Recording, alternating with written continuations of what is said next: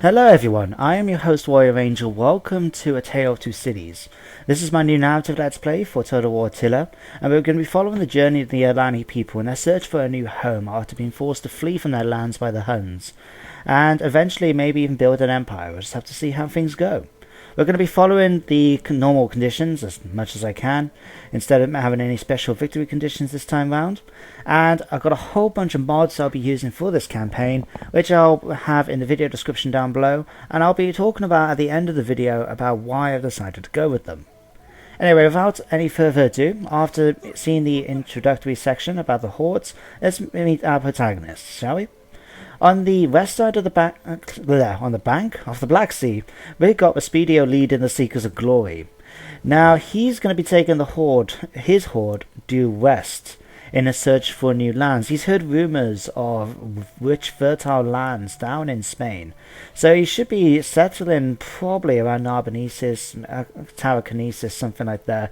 At this point, it's difficult to tell. We're just going to have to see how the campaign goes and whether or not the Seekers of Glory survive it, let alone actually where they settle. On the east side of the bank now, we actually got the faction heir, Attaces, leading the Wanderers. Now, he's managed to group together all the survivors from the many skirmishes that took place between the Huns and the Alani tribe, and he's going to be taking his people in a different direction. He's going to be taking them due south, heading towards familiar raiding grounds. His encounters will probably go up against the Armenians, the Sassanids, and even the Eastern Roman Empire. So, I'm not sure again where he's going to be settling, although I do have one or two ideas. We're just going to have to see yet again how the campaign goes. We also got two special rules that I am going to be using for this Let's Play. One is very simple in that none of the factions are allowed to spend more than one turn on the open sea.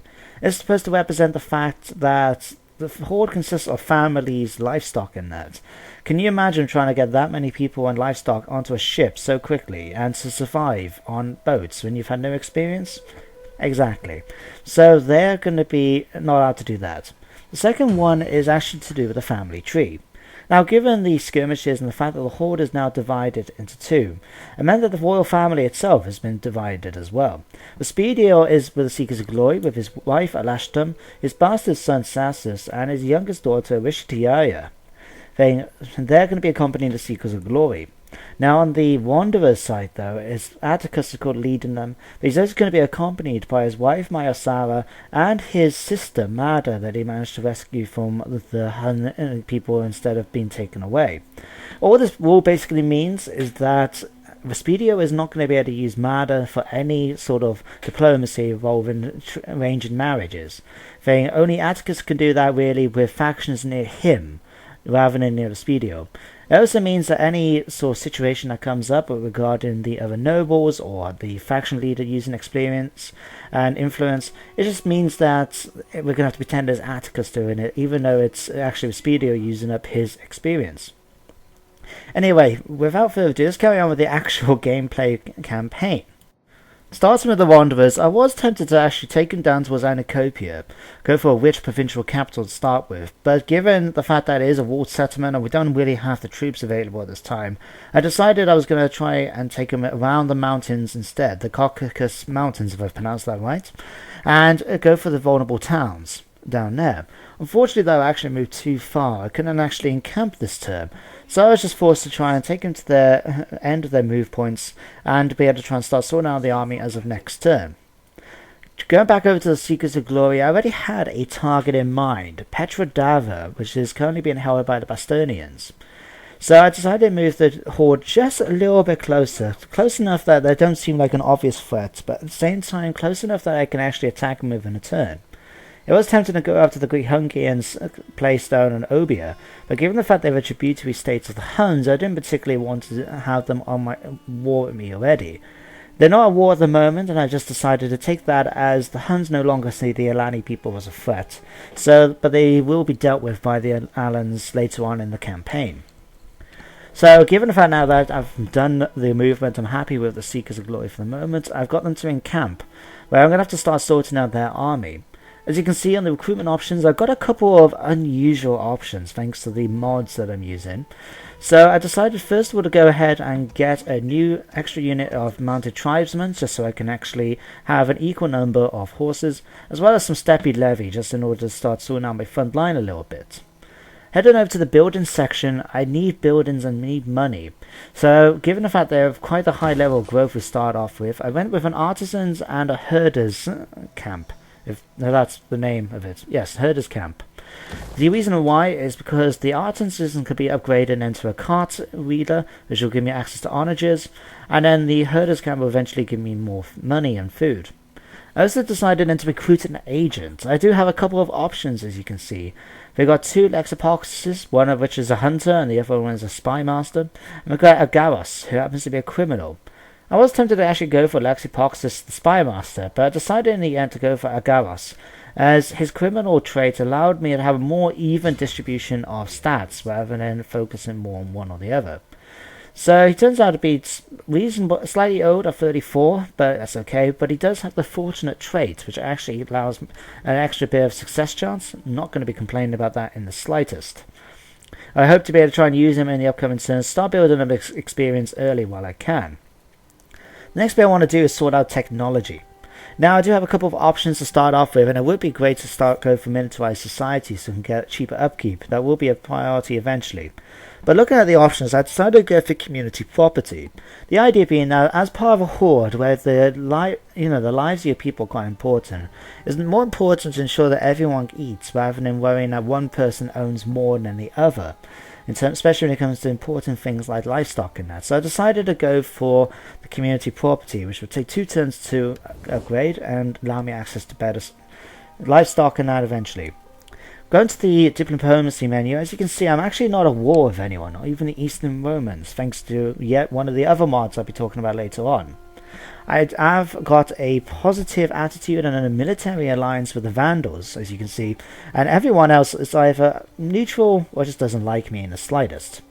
So, unfortunately, that means that it's going to find it a bit hard to actually make any proper alliances. But first of all, I wanted to see what I could do with the Vandals. Arranged marriage was a pretty good one, and it seems that I could actually get a wife for Attaces, an intelligent girl called a Gunfis thing. And again, just to show you what I was talking about with Mada can't be married off because the Vandals are up near Respendial and not near Atticus. So ignoring the offered daughter bit. So I'm actually going to try and demand a wife for Attaces. As you can see, we've got a high success chance. So I thought she should come with a dowry after all, especially since we're talking about my people, the Alans. So going for 600, unfortunately they still just wanted to offer me it as a straightforward deal. So I wanted to try and get some money. So I tried for 500 instead, and it actually succeeded. So Attaces has now got an intelligent wife, which is going to increase his personal influence slowly but surely, and as well as be able to do some extra stats, which is always good to see. I did try and then to see if there was any of the nearby area people I can actually try and get a non-aggression pact or something, since after all Respendial is going to be taking his forces west and not going to have to worry about dealing with the Scandinavians or the Antians.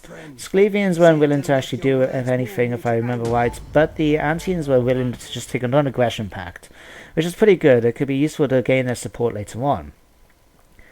I decided to try and speak with the Gepids then, noticing that they are a tributary state of the Huns, so maybe not going to be getting anywhere far with them. But I decided to try it just in case they feel any disfavour with their overlords, but that obviously didn't work.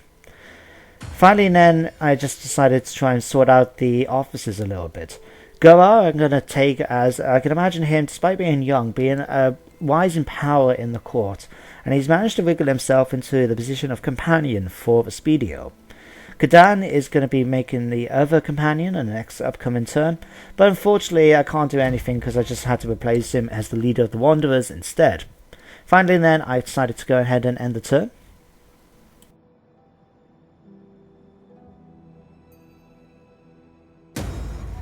At the start of the next turn, we get the good news that Goa has managed to secure the appointment of Companion. It's going to help me out a little bit with regards to a little bit of extra agricultural income anyway. According to the rumours be going around among the people, it seems that Nabati have declared war on the Eastern Romans, as well as the good Hungarians and the Bastarnians have declared war on the Sclavonians up in the north. Finally, everything else, including whoever the Danians might be, has been done and dusted. We're going to send a Garros over to Petrodava in order to try and misdirect the army. I'm not doing it so much for the actual any purpose apart from just trying to build up his experience a little bit.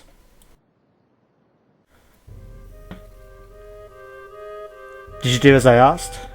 Yes, I reported to my captain that your people seem to have no intention of coming any closer to the town. Given what I've heard of your warriors, they should be able to attack the town and leave as they please before the army can get together to chase them. Very good. And my reward? Here's the gold as we agreed. Spend it wisely and keep that arrangement to yourself. You wouldn't want anything to happen to you before you get a chance to spend it otherwise, would you?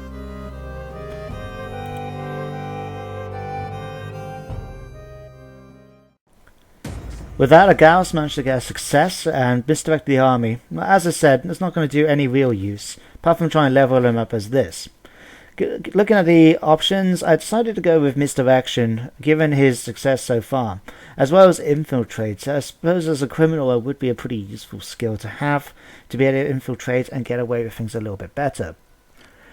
Having a look now at the tree breakers, I was hoping to try and find out more information about the layout of the army. Unfortunately, I can't make out 2 units, and they got the bad news of actually having an onager, which is not going to be a best situation for me to deal with.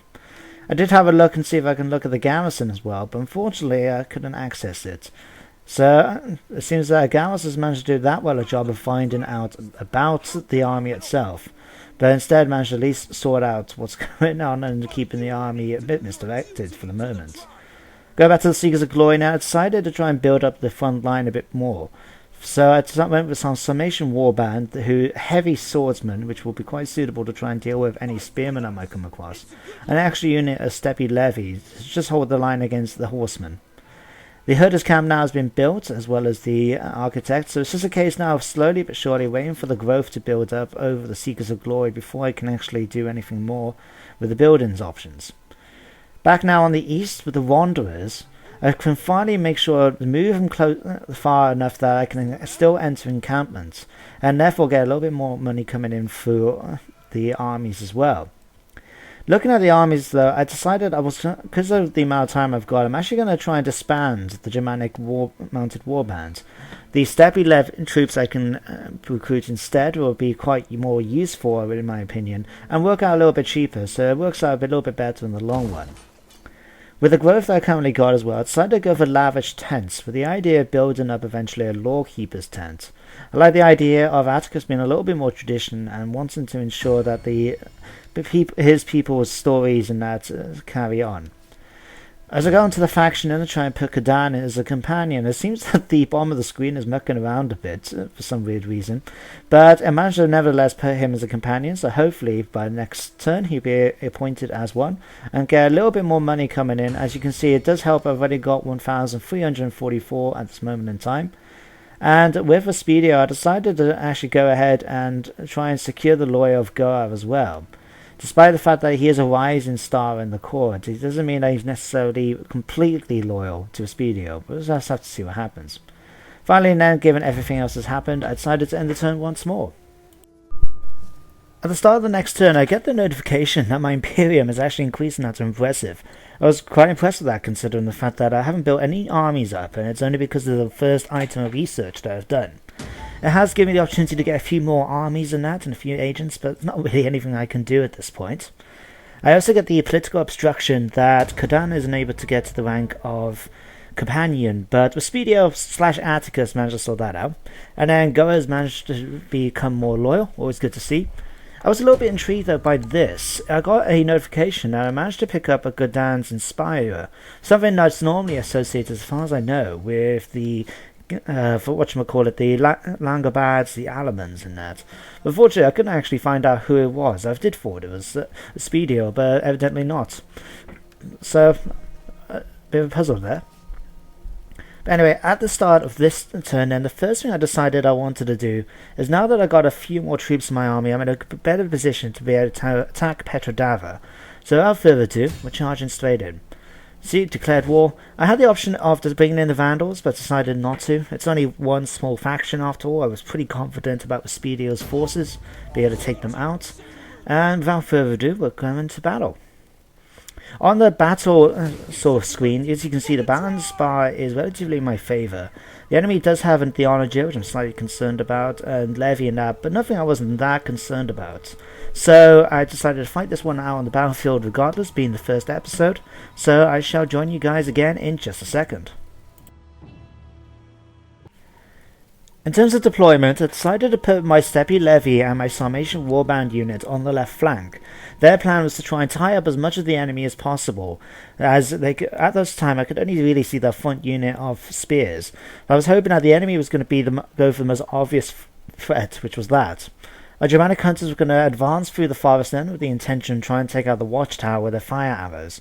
And on the right, I got Respendial and his bodyguard, along with the other unit of Sarmatian Warband and the units of Sarmatian Spears. Their job is to try and advance up to the tree line, ready to try and deal with that right flank and try and reach around to be able to take the right-hand flank and attack the enemies once they go for the major distraction.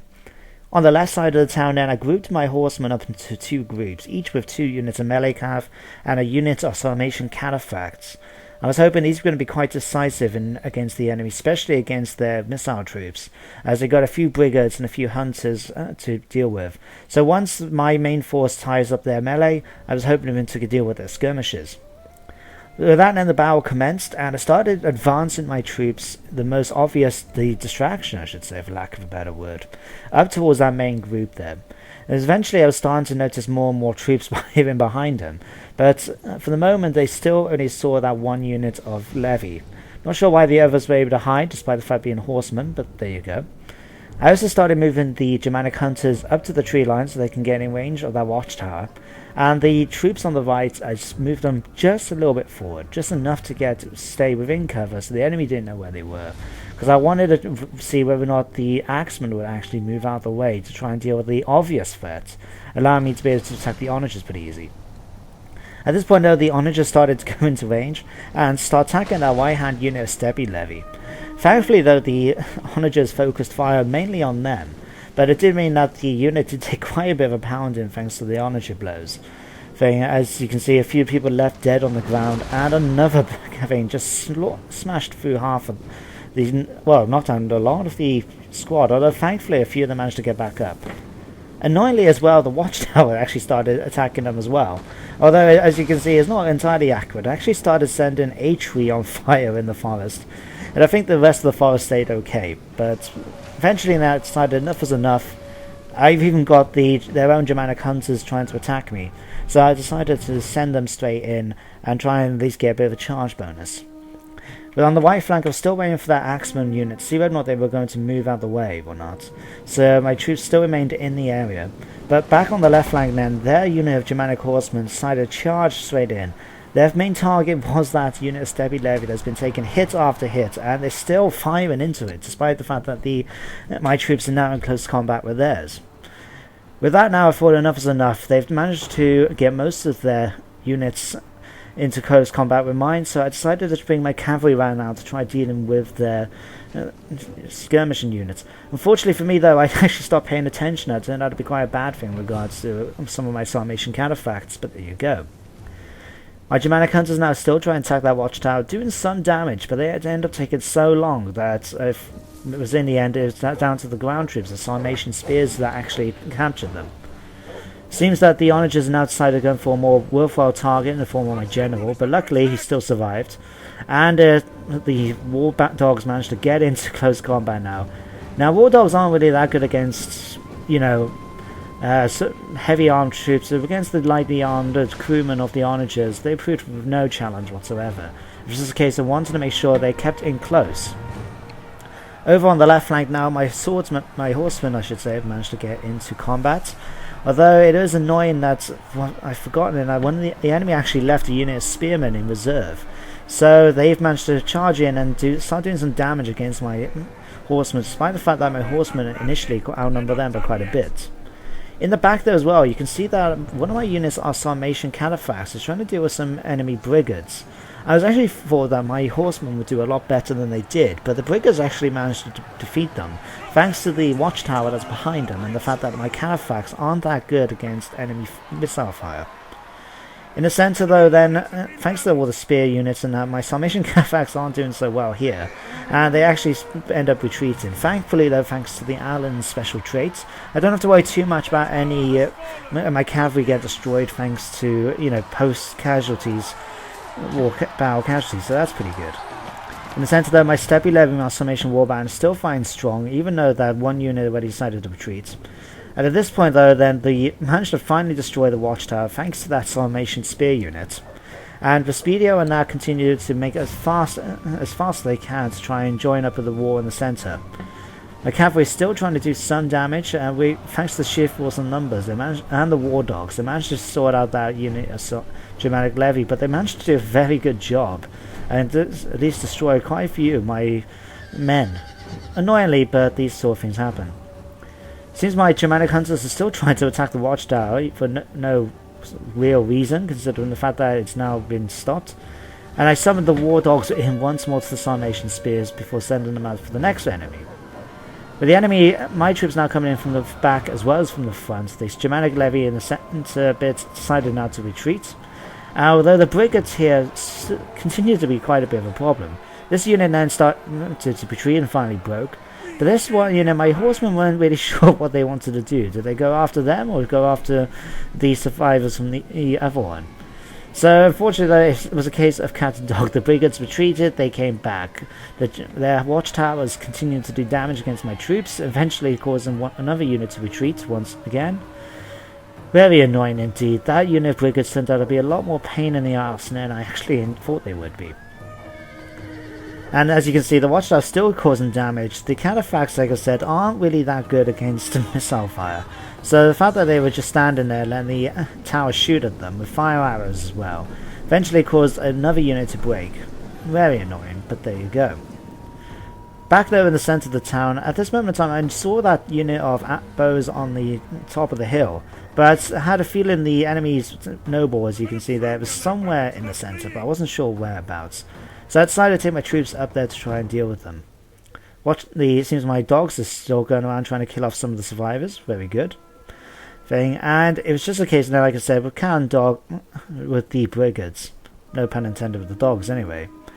They weren't trying to get any closer, they were staying within range of the watchtower. Although thankfully those Germanic bows decide to come down the hill, so I can actually attack them with my Sarmatian spears. They outnumbered them nearly 2 to 1, nearly 3 to 1 odds, so it wasn't that long until they eventually retreated. The enemy's general, their king, decided to wait pretty much by that entranceway the whole time. So as you can see now, I eventually just started bringing up my units and try and get them into some sort of formation so I can eventually encircle the enemy. A little bit later, my troops finally started getting into position to be able to deal with the High King of the Bastarnians. I decided to go with a formation, like I said, to try and circle him so no matter which which side he tried to attack, the other side will be able to attack him from behind. I was going to use the main troops, the largest amount, which consisted of Respendial and his bodyguard and the Sarmatian warband, but we'll get back to that in a second. Finally, these Germanic brigades, my archers have been shooting for quite a while and caused very little damage, and they were hiding behind cover close to the watchtower, but finally they got out of position just perfect though for my cavalry to go in and finally finish off the job. As tempted as I was to try and deal with the survivors and hunt them down, thankfully this is a town battle, so I know that if I win, all the enemy is going to be killed off. So to try and help out against the enemy king, I moved my cavalry and then to go around the back of the flank so he'd be able to attack up the hill and try and hopefully charge the general in the rear. My archers had tried to use what little remained of their arrows to try and do some damage against the enemy's Germanic nobles, but unfortunately it didn't do a single thing whatsoever against him. At this point then, he seemed to be concerned. He was obviously worried about which he's going to try and deal with, considering there's troops encircling him from two sides. Like I said, I brought my Sarmatian warband up because I was planning to try and use them for the main battle against them, as they had the most amount of troops. But seeing that the enemy king actually spotted my horsemen down on the bottom of the hill, I decided that going after them was going to be the best bet. So it's just a simple case now of charging all my troops in and trying to pin them in position and then allow my horsemen to charge up the hill and attack them from behind. Despite the fact these are the enemy's elite Germanic noble unit, and as you can see there's one in the front here before getting pushed aside by the horse did manage to kill off one of my troops pretty well. It wasn't going to be too long though, thanks to sheer overwhelming numbers before they end up being broken and forced to retreat. In fact, any second now you see them just standing up and starting to make the run for it. Fortunately though, they're surrounded by my troops, there's not going to be that much of a battle left, and its soon victory is pretty much mine. So, we got a close victory unfortunately, but these things do happen, and I'll see you back on the campaign map in just a second. After the battle, you can see Respendial finished off the job by cutting off the Bastarnian king's head, and the after battle report shows that I actually lost one unit of cavalry, but I'm surprised that some of the others stuck around, including those units of Sarmatian Carafacts. As you see, one unit only had 3 men left out of 40. One more person lost, I would have lost the unit, so I'm glad that they managed to stick around. Okay, 412 men lost, but I managed to win. I decided just to go ahead and sack the things straight away. Couldn't move any further now because of the fact that Petrodava happened to be right on the end of my movement range. So I decided just to keep the Seekers of Glory there for the moment and allow me to try and muck around and do some other stuff. The Speedo has managed to go up in rank as well, which is always nice to see. And I was tempted to try and just go for the Wolf ability. Thanks to the mods I'm using, this increases the charge bonus for my infantry units by 10% and increases the melee attack by 3 for the entire force. It looked like a pretty good deal. I was tempted to go for that, and I decided to go for Dignitary. I thought the extra tax rates might have been a bit more useful, but evidently that didn't work out quite like that. Annoying, but I'll have to remember that for the next turn. Going back to the Wanderers then, I decided Atticus is going to have to try and do some battling soon, because his integrity of his force is going down. All they see is just marching and settling. They want glory, they want something to fire their hearts up after dealing with the skirmishes from the Huns for so long.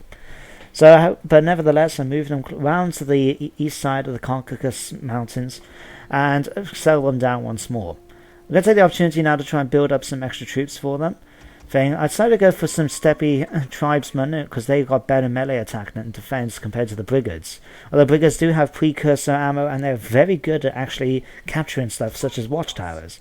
So I decided instead in the end just to try and balance it out, so I'm going to have 2 units of each. Go back to technology now. My community property has been done, and as tempting as it was to go for the regional defense force, I decided to go for the local traditions and technology.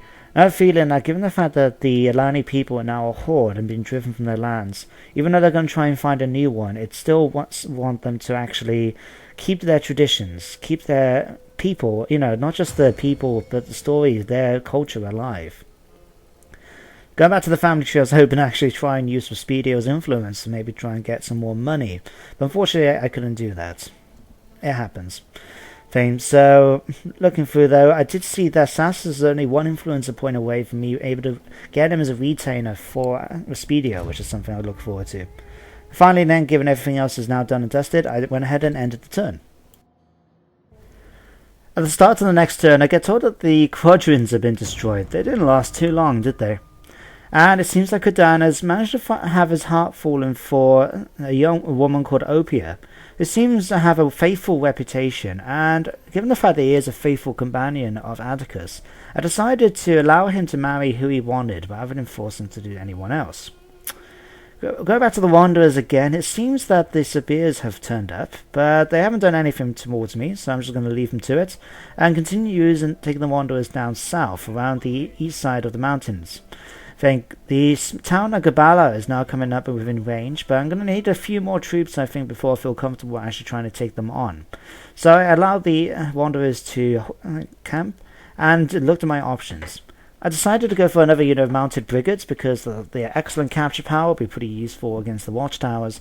And I went for a choice unit which I haven't really used, but since I've got the mod I thought I might as well. And go for some Sarmatian mounted bows, so I'm going to have some horse archers then to accompany the Wanderers.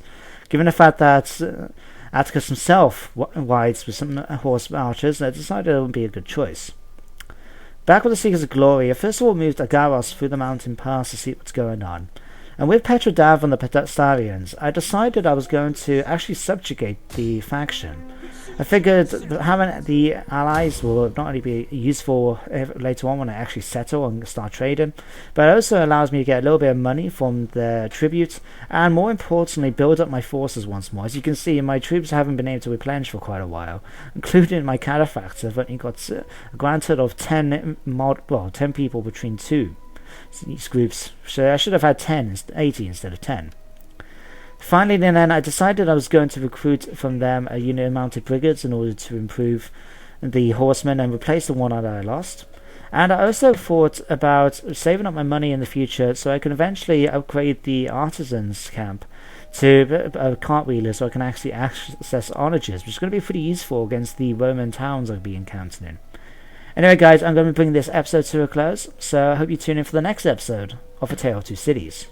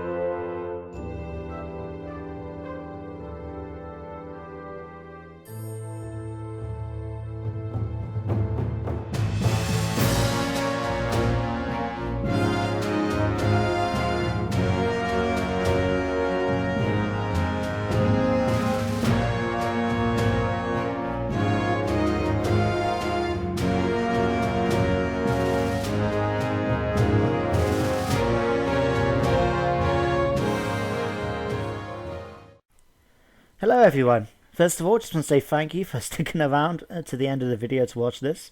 This is just a little bit of extra content where I'm going to be talking about the mods that I've got in this campaign, as well as what they do and why I do them. So it only took a few minutes, but if you're not interested at all, then feel free to end the video now.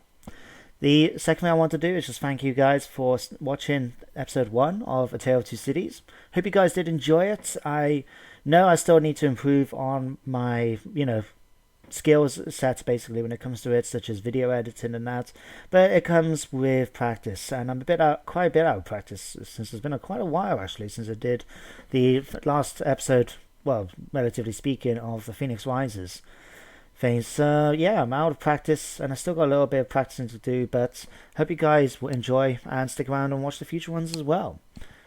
Anyway, without further ado, let's carry on with the extra content, which is, like I said, I wanted to do this because really I'm using quite a lot of mods. I've got about 14 of them that I'm using in this campaign, and it's the most I've ever used in a campaign for Total War ever. In fact, I think that's the most mods I've ever used in a game ever. I've used stainless steel and had 1 or 2 sub mods attached for that and things, but yeah, there's quite a lot of mods. Anyway, you'll find them all in the video description of this video and all the future, Tale of Two City videos, and it will lead you to this collection that I put together. Obviously, just as a disclaimer, I haven't made these mods or anything like that. These are just ones I use for my own playing pleasure.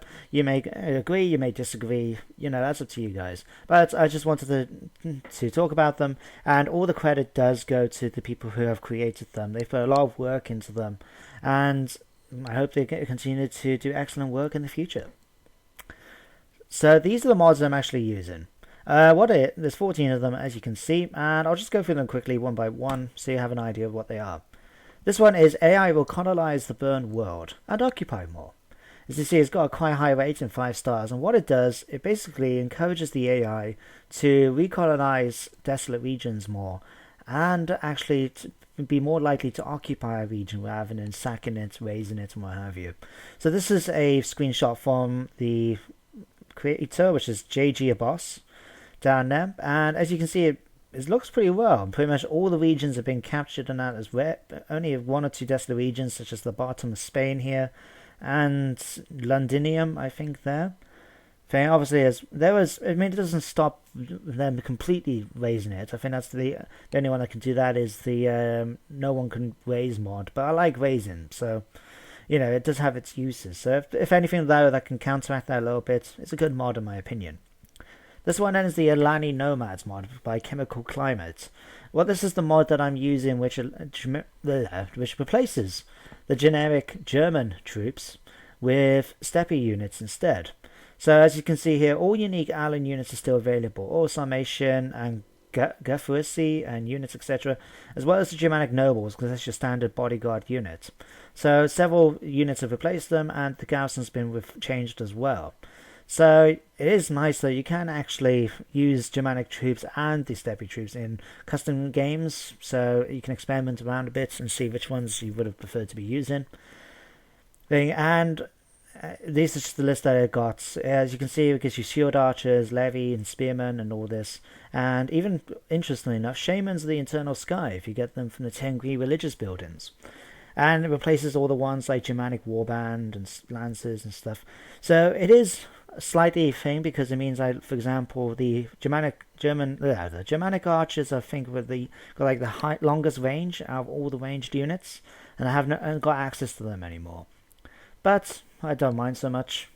And the interesting reason I really went with them is because a lot of people from the forums where I've been lurking have said about how the Alani need to be rehashed. Creative Assembly need to sort them out a bit, because really they should have had more of a mixture of steppe troops and Germanic troops rather than just the standard Germanic troops that all the migrating factions pretty much get.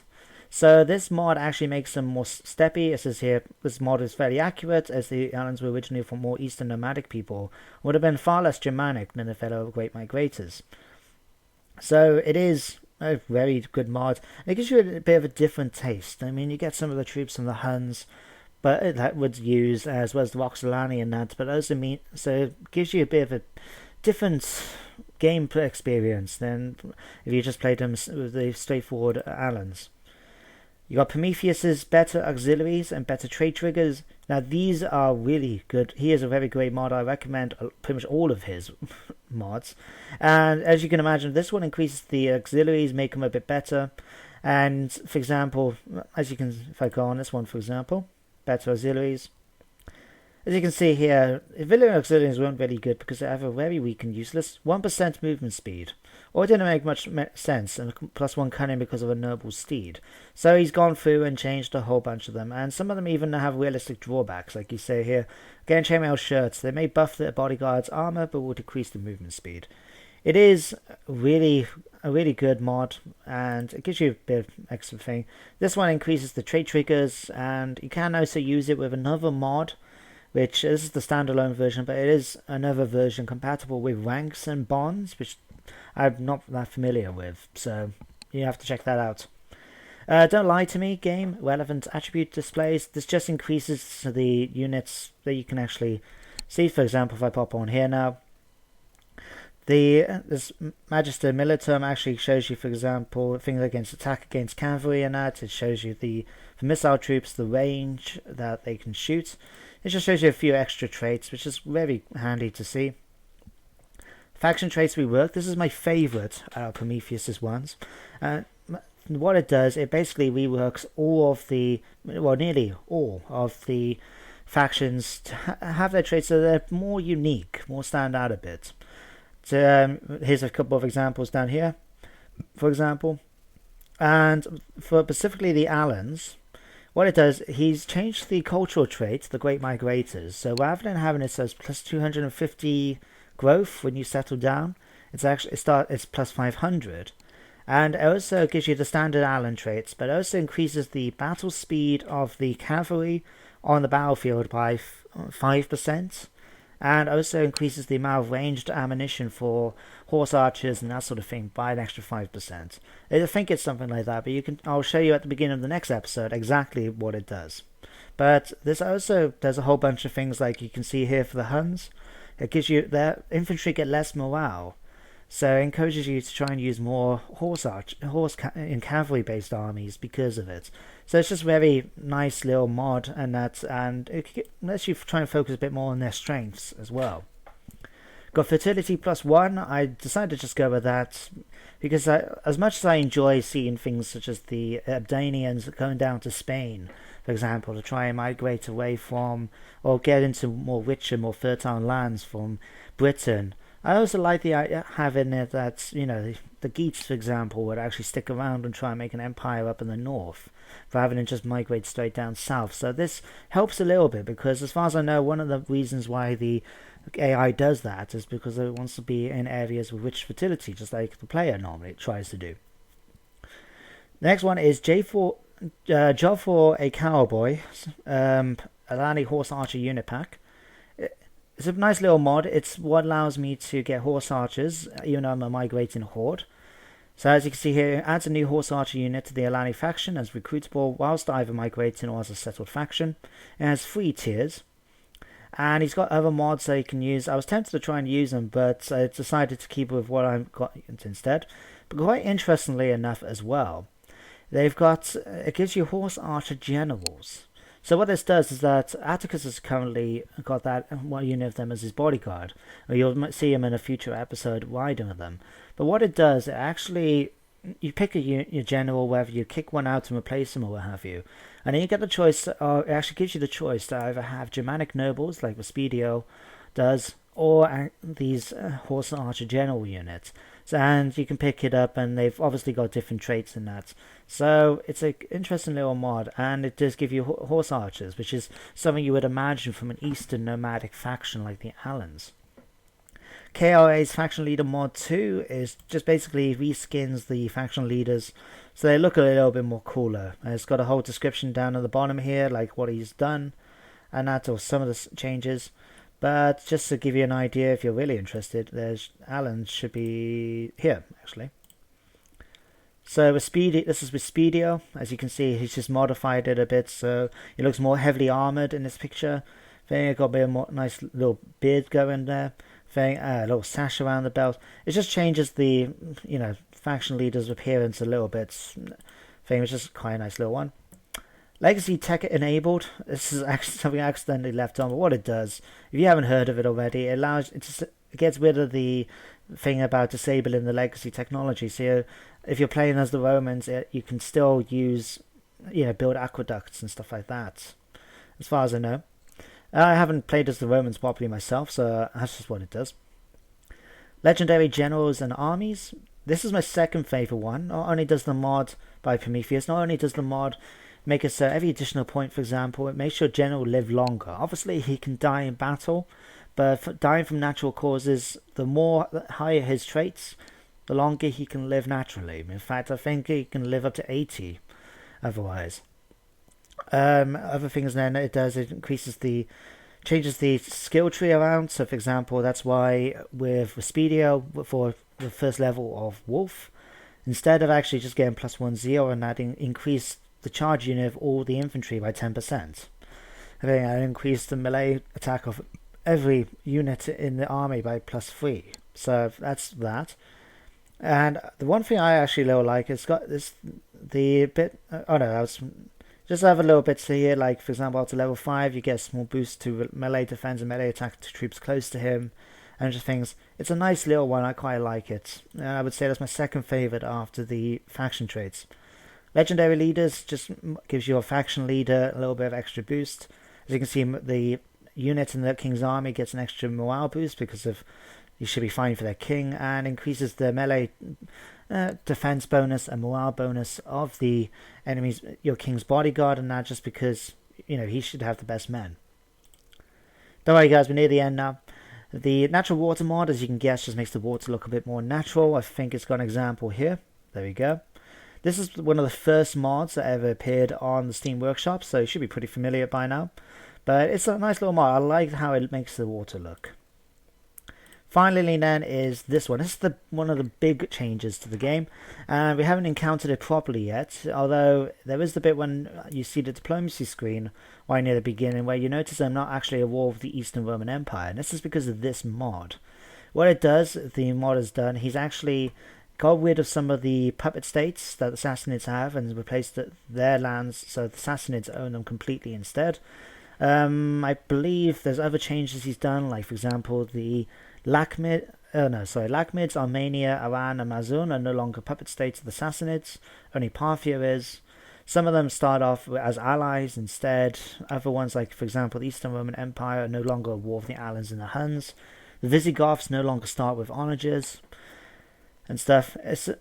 I don't know if it says here, this mod is not historically accurate, but then the thing is, I've also heard arguments that the Sassanids actually owned the land, or ruled the land, which is actually in the game with the puppet states. But I wanted to do this because I liked the idea of the Eastern Roman Empire sticking around a little bit more, and because my campaign is going to involve the Sassanids, I don't want to have to deal with, as a migratory horde, the puppet state armies of death. So I decided to go with it. So it'll make an interesting campaign anyway. But anyway, guys, that's all the mods I'm using. Hopefully this is going to make quite an interesting campaign. Some of them I use as standard, for example, the Prometheus ones, the Don't Lie to Me, the increased colonizing thing. But some of them I've managed to get specifically for the games. So, for example, I found this one not long before I started recording, and I thought that would really be a cool one to use. And of course, for example, the fact that I got the Alani Nomads one, which is I was planning to use quite a while, just because it'd be a nice change from using Germanic troops all the time. So anyway, guys, that's just a little bit behind the scenes of the mods that I'm using in the campaign. Hope I haven't bored you guys too much, anyway. And hopefully you stick around and continue to watch the rest of the series. So thank you for watching, guys, and I shall see you next time. Bye for now.